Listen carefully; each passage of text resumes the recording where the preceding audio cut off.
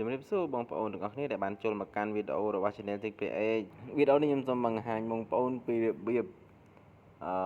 ដោះស្រាយបញ្ហា Facebook របស់យើងវាមានបញ្ហា play វីដេអូទៅវាដើរយឺត slow តែបើទោះជាយើងប្រើ Wi-Fi ឬ Internet យើងដើរខ្លាំងក៏វានៅដើរ slow បាទបងប្អូនធ្វើមកតាមខ្ញុំមកចូលទៅក្នុង Facebook បន្ទាប់មកកន្លែង account របស់យើងនេះមកបន្តមកទៀតបងប្អូន scroll មកខាងក្រោមរើសយកពាក្យថា setting and privacy នេះបន្តមកនេះបងប្អូនបន្តលូនអញ្ចឹងហើយលូនអញ្ចឹងបន្តមករើសយកពាក្យថា setting បន្តមកទៀតscroll មកខាងក្រោមយកពាក្យថា media បន្តមកទៀតនៅកន្លែងនេះបងប្អូនបើសិនជាបងប្អូនគ្រីសនៅចំកន្លែងនេះ data server នេះបែបហ្នឹងអាហ្នឹងវាមានបញ្ហា slow វាតាក់ទងជាមួយនឹង internet data របស់យើងវាកាត់បន្ថយការ play វីដេអូហ្នឹង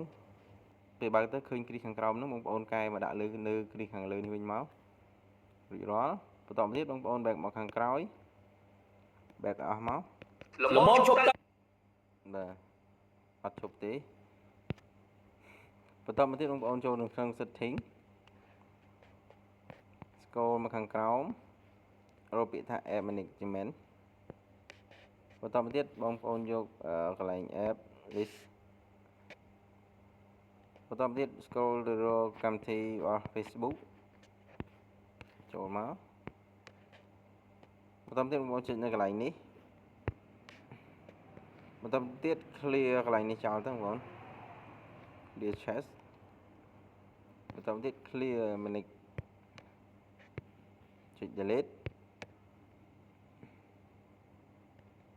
បាទបន្តទៀត back មកក្រោយអស់មកហើយបងប្អូន log Facebook ចូលម្ដងទៀតតែប៉ុណ្ណឹង play វីដេអូទៅរួចរាល់ដើរស្រួលវិញបងប្អូនវីដេអូនេះមានតែប៉ុណ្្នឹងទេជម្រាបលាជួបគ្នាវីដេអូក្រោយបាយ